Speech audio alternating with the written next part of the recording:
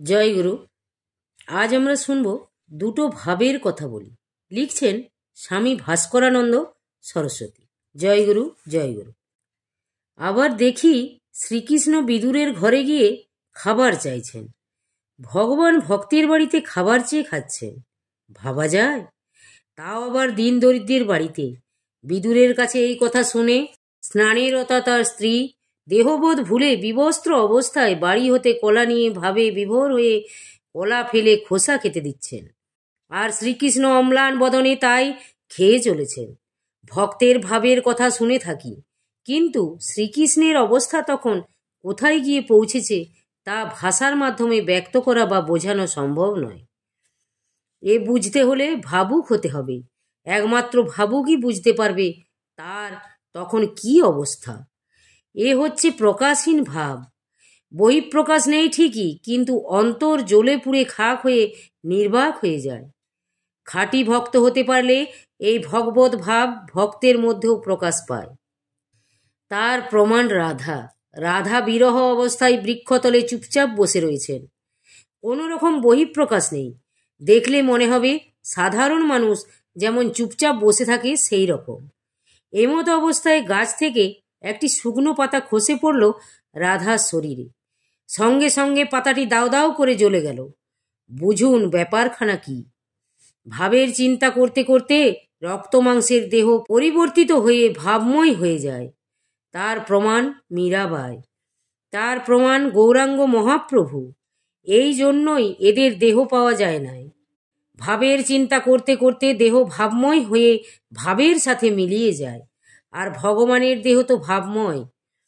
তাই যেখানেই ভাবের বিকাশ ঘটে থাকে সেখানেই ভগবান না এসে থাকতে পারেন না। ভগবান রামকৃষ্ণদেব বলছেন, ভক্ত হৃদয় ভগবানের বৈঠকখানা। রাজা জমিদারদের একটা করে বৈঠকখানা ঘর থাকে। ওই ঘরে তারা যখন তখন যেমন যাতায়াত করে থাকে, এও তেমন।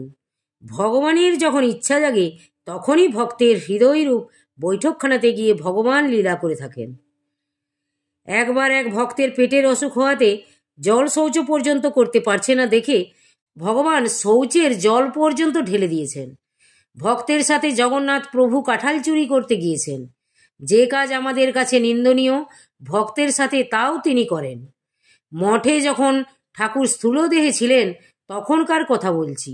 সন্ধ্যায় আসন মন্দিরে যেদিন কীর্তন খুব জমে যেত, সেদিন ঠাকুর আর স্থির থাকতে না পেরে কীর্তনের মাঝে গিয়ে উদণ্ড নৃত্য শুরু করে দিতেন। ভাবের স্ফুরণ যেখানেই ঘটে থাকে সেখানে মহাপুরুষ বা ভগবান না গিয়ে থাকতে পারেন না। ওনারা হচ্ছেন ভাবের কাঙ্গাল। ভাবের কাছে বর্ণ বৈষম্য এসব কিছুই নাই। তাই তো দেখি ত্রেতা যুগে রামচন্দ্র অস্পৃশ্য গুহক চণ্ডালকে প্রেমালিঙ্গন করেছিলেন। গৌরাঙ্গ মহাপ্রভু যখন নীলাচলে বাস করতেন তখন তার নিত্যকার কর্ম ছিল প্রথমে জগন্নাথ দেবকে দর্শন, তারপর যবন হরিদাসের কাছে গিয়ে প্রেমালিঙ্গন করে তার সাথে বসে ধর্ম প্রসঙ্গ করা। প্রেমালিঙ্গন করতে হরিদাস বাধা দিতেন, কিন্তু গৌরাঙ্গ মহাপ্রভু বাধা না মেনে একরকম জোর করেই প্রেমালিঙ্গন করতেন। কাজেই ভাবের কাছে উঁচু নিচু ভেদ এসব কিছুই নেই। ভাব থাকলেই হলো, এমনি ভাবের মহিমা। যাই হোক, এই ভাবের কথা বলতে বলতে অনেক দূরে চলে এসেছি। এই রকম ভাবের বিকাশ ঘটে থাকে সার্বভৌম ভক্ত সম্মিলনীতে। সেই জন্যই ঠাকুর এত জোর দিয়ে বললেন, জগতে আর যদি কিছু নাও করে যেতাম, এই ভক্ত সম্মেলনী আমার স্মৃতি রেখে যেত। ঠাকুর মহারাজ আমাদের আধ্যাত্মিক উন্নতির জন্য অনেক কিছুই করেছেন। তাতে যে কারো উপকার হচ্ছে না তা নয়, কিন্তু সার্বভৌম ভক্ত সম্মেলনী প্রবর্তন করে প্রাণের বা হৃদয়ের বিকাশ দেখতে পেলেন। যে কর্ম করে হৃদয়ের বা প্রাণের বিকাশ হয় না, সে কর্ম করে চিত্তের উন্নতি হতে পারে না, এ কথা শাস্ত্র বলে। গানের মধ্যেও পায়, পাষাণ পূজায় মেলে না দেবতা। প্রাণহীন পূজা জপ ধ্যান করে কোনো উন্নতি হয় না। তাই তো দেখি অনেকে বলে থাকেন, এত তাকে ডাকি, এত জপ ধ্যান করি, কই তবু তার কৃপা হলো না। কৃপা পাওয়ার পথে তো চলা হচ্ছে না। কৃপা করবেন কি করে? কারো পুত্র মারা গেলে শোক প্রকাশের জন্য বলতে হয় না, ভিতর থেকে কান্না বেরিয়ে আসে ও ছিন্ন কপতের ন্যায় মাটিতে গড়াগড়ি দিতে থাকে। আর পরের ছেলে মরলে গালে হাত দিয়ে বলে, তাই তো, আহা, এমন সুন্দর ছেলেটি মরে গেল, বেচারির খুব কষ্ট গো, ওই ছেলেটি বই তার আর কেউ নেই, ইত্যাদি ইনিয়ে বিনিয়ে অনেক কথা বলবে। গুরু বা ভগবানকে ডাকাও ওই পাড়া প্রতিবেশীর মতো ইনিয়ে বিনিয়ে ডাকা, ওই ডাকে ভগবানের প্রাণ গলে না। গুরু বা ভগবানের প্রাণ গলাতে হলে নিজের পুত্র মারা গেলে যেভাবে হৃদয় নিংড়ে মানুষ কাঁদে, ওইভাবে ভগবানের জন্য ব্যাকুল হতে হবে, তবেই তাকে পাওয়া যাবে, নচেত লক্ষ বৎসর ধরে ডাকলেও তার কৃপা পাওয়া যাবে না। এই প্রসঙ্গে ভগবান রামকৃষ্ণ পরমহংসদেবের একটি ঘটনা মনে পড়ে গেল। একবার একজন ব্যক্তি পরমহংসদেবকে গিয়ে বলছেন, কি করলে বা কেমন অবস্থা হলে ভগবানকে পাওয়া যাবে? পরমহংসদেব বললেন, আমার সঙ্গে চলো। ব্যক্তিটিকে নিয়ে একটি পুকুরের কাছে এসে দুইজনেই জলের মধ্যে এক বুক পর্যন্ত নামলেন। এরপর ব্যক্তিটিকে বললেন, জলে ডুব দে। ব্যক্তিটি জলে ডুব দেওয়ার সাথে সাথে পরমহংসদেব দুই হাত দিয়ে তাকে জলের মধ্যে চেপে ধরে রাখলেন। যতই সে উঠতে চায় ততই তিনি চেপে ধরেন। এইভাবে কিছুক্ষণ জলে চুবিয়ে রাখার পর তাকে ছেড়ে দিলেন। তখন ব্যক্তিটি জল থেকে উঠে বললেন, আপনি তো বেশ লোক মশাই, আর একটু হলেই তো আমি মারা যেতাম, আপনার কোনো কাণ্ডজ্ঞান নাই দেখছি। তখন পরমহংসদেব বললেন, জলের ভেতর কিরকম অবস্থা হচ্ছিল? ব্যক্তিটি বলে, প্রাণ যায় যায় অবস্থা, প্রাণবায়ু বের হওয়ার জন্য ভিতরটা আকুপাকু করছিল। ঠাকুর বললেন, এই রকম ভগবানকে পাওয়ার জন্য যখন ভিতরটা আকুপাকু করবে তখন তাকে পাওয়া যাবে, তার আগে নয়।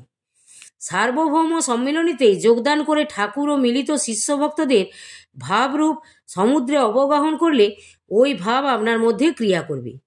যখন নদীতে বান আসে তখন খাল, বিল, পুকুর, ডোবা সব একাকার হয়ে যায়। এও সেই রকম। ওই সার্বভৌম ভক্ত সম্মেলনীর ভাবের বন্যায় সকল মানুষকে প্লাবিত করে দেবে ও আমাদের মনের মলিনতা সমস্ত ধুয়ে মুছে সাফ হয়ে যাবে।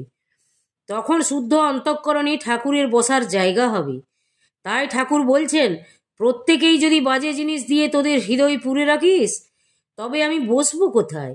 আমার জন্য একটু জায়গা রাখিস। বাজে জিনিস বলতে কাম, ক্রোধ, লোভ, মোহ ইত্যাদি রিপু ও সর্বোপরি বাসনা কামনা দিয়ে ভরা রয়েছে আমাদের অন্তঃকরণ। এইগুলি থাকার জন্য ঠাকুর আমাদের হৃদয়ে বসার জায়গা পায় না। তাই ঠাকুর আক্ষেপ করে এই কথাগুলি আমাদের শোনাচ্ছেন। আমাদের উচিত সম্মিলনীতে যোগদান করে হৃদয় বা অন্তঃকরণকে উন্মুক্ত করে রাখা। এটি করতে পারলে আপনার হৃদয় তখন ঠাকুরের লীলাক্ষেত্র হয়ে যাবে। সর্বোপরি ওই হৃদয় বা দেহ দিয়ে ঠাকুরের অনেক কাজ আপনি করতে পারবেন। ঠাকুর বলছেন, আমাকে জানতে বা বুঝতে হলে চিত্তশুদ্ধি একান্ত দরকার। শুদ্ধ চিত্ত না হলে আমার ভাবকে তোমরা বিকৃত করে ফেলবে। তাই ঘটে চলেছে বর্তমানে। শুদ্ধ চিত্তেই ঠাকুর বা ঠাকুরের ভাব প্রতিফলিত হয়ে থাকে। এই বিষয়ে ঠাকুর তার শেষ আশীর্বাণীতে উল্লেখ করে দিয়েছেন ও বারবার চিত্তশুদ্ধির ওপর জোর দিয়ে কথা বলেছেন।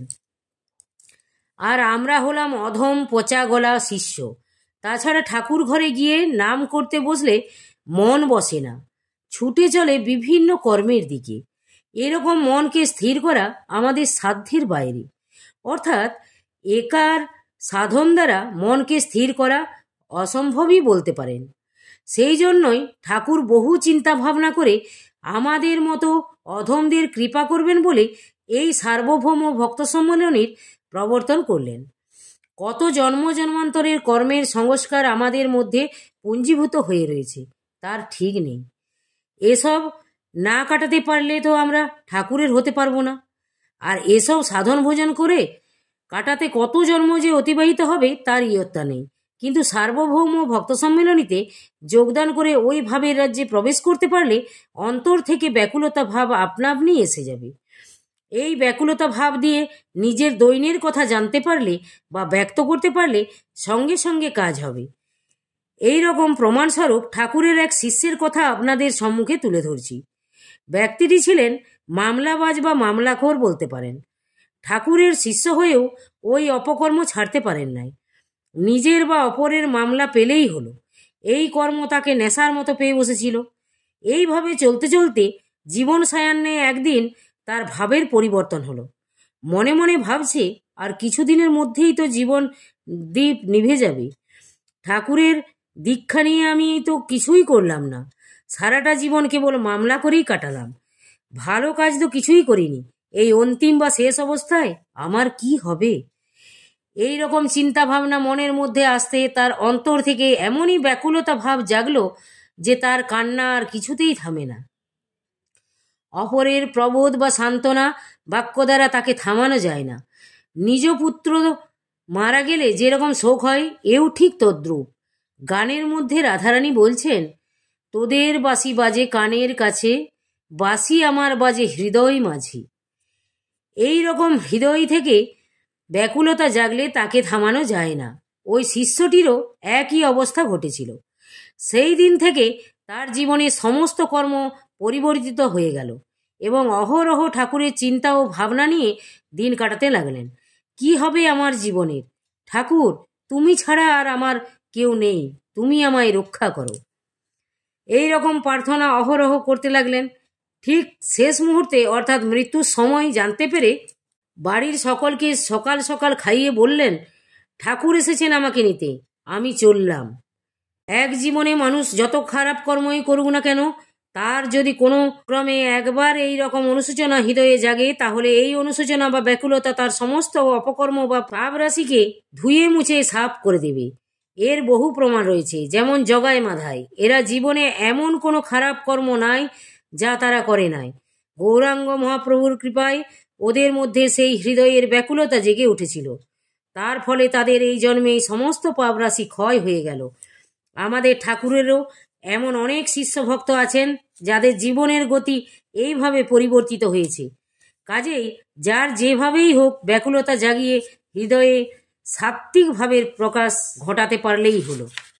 পরিশেষে আর বিশেষ কিছু না বলে আপনারা যারা ঠাকুরের শিষ্যভক্ত রয়েছেন তাদের প্রতি আমার স্বনির্বন্ধ অনুরোধ, ভক্ত সম্মেলনীর মতো একটি গুরুত্বপূর্ণ ও মহতী অনুষ্ঠানে যোগদান করে ঠাকুর ও মিলিত শিষ্যভক্তদের ভাব সমুদ্রে অবগাহন করে জীবনে সমস্ত পাপ ময়লাকে ধৌত করে সাত্ত্বিকভাবে ভাবিত হয়ে ঠাকুরের শ্রীচরণে চিরবিশ্রাম লাভ করুন, এই প্রার্থনা জানিয়ে বিদায় নিলাম। অদ্যাবধি সেই লীলা করেন গোরা রায়, কোনো কোনো ভাগ্যবান দেখিবারে পায়। জয় গুরু, জয় গুরু। আজ এই পর্যন্তই। যদি আপনাদের ভালো লেগে থাকে তাহলে চ্যানেলটিকে সাবস্ক্রাইব করে সাথে থাকুন। জয় গুরু, জয় গুরু।